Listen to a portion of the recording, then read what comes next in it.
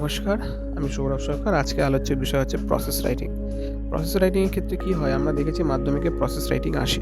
তো প্রসেস রাইটিংয়ের ক্ষেত্রে আমরা দেখেছি যে আমাদেরকে হিন্টস দিয়ে দেওয়া হয়, সেই অনুযায়ী লিখতে হয়। তো প্রসেস রাইটিং অনেক ধরনের হয়। ম্যাঙ্গো পিকল, আমরা অরেঞ্জ জুস এগুলো দেখেছি।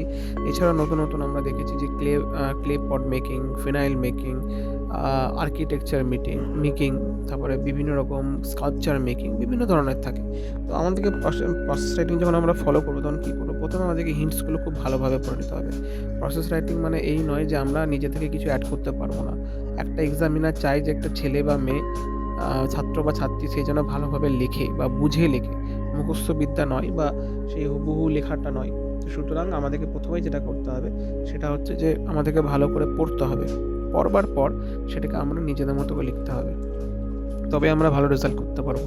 ঠিক আছে? সুতরাং প্রথমে আমাদেরকে ভালো করে পয়েন্টসগুলো ফলো আপ করতে হবে। দেন কী করতে হবে? সুন্দরভাবে নিজের মতো একটা বাংলায়, বা একটা নিজের মতো লেখার মতো একটা ছক লেখা আমাদেরকে সাজিয়ে নিতে হবে যে আমি ১ম এরকম লিখবো, মিডল এরকম লিখবো, লাস্ট এরকম লিখবো। অনেক ক্ষেত্রে কি দেখা যায় যে স্টার্টিংটা গন্ডগোল হলো, মিডল কনক্লুশন ভালো হলো। অনেকের আবার কনক্লুশন ভালো হয় না। অনেকে আবার ইন্ট্রোডাকশন কনক্লুশন ভালো করে, মিডলটা বাদ চলে যায়। সুতরাং এই জিনিসগুলো কিন্তু লেখার পর একটা ইমপ্যাক্ট পড়ে। দিয়ে আমাদের মনে প্রশ্ন আছে, আমরা কেন নাম্বার পেলাম না? আমি তো ভালোভাবে লিখলাম। সুতরাং এই জিনিসগুলো কিন্তু মাথায় রাখবে। আর লেখার মধ্যে চেষ্টা করবে কাটাকাটি যাতে না হওয়ার। আর এমনভাবে লিখবে যে আমি কী করে প্রসিডিওরটা করছি, এক্সামিনার যিনি আছেন তিনি কিন্তু পড়ে বুঝতে পারেন। ঠিক আছে? সুতরাং তুমি এমনভাবে লিখলে, ভালো করে ভাবলে যে এক্সাজারেট করে লিখলে কিন্তু সেই এক্সামিনার বুঝতে পারল না, এটা যেন না হয়। এই জিনিসটা কিন্তু একটু মাথায় রাখতে হবে। আমি এমনভাবে লিখবো যাতে এক্সামিনার তিনি বুঝতে পারেন যে এই জিনিসটা এভাবে লেখা হয়েছে। তো এইভাবে আমরা প্রসেস রাইটিংটা করবো। আর অবশ্যই চেষ্টা করবে মাধ্যমিক স্টুডেন্টরা আর্কিটেকচার এই সব রিলেটেডগুলো বেশি করে করার। ওই অমলেটগুলো অতটা আশাকরি আসবে না।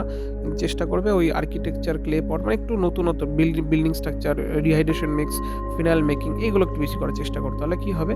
একটু তোমাদের সহজ হবে বিষয়টা। ধন্যবাদ। আর সবাইকে বলবো, যেহেতু চ্যানেলটি নতুন, সবাই একটু সাবস্ক্রাইব করো, বন্ধুদের সঙ্গে শেয়ার করো। যদি তোমাদের আরও কিছু টপিক জানার চাই, আরও অনেক নতুন টপিক নিয়ে আসবে। সবাই একটু কমেন্ট করো কী বিষয় নিয়ে নিয়ে এলে ভালো হয়। সবাই একটু সাপোর্ট করো যাতে আমরা আরও ইন ফিউচার ভালো টপিক নিয়ে আসতে পারি। ধন্যবাদ।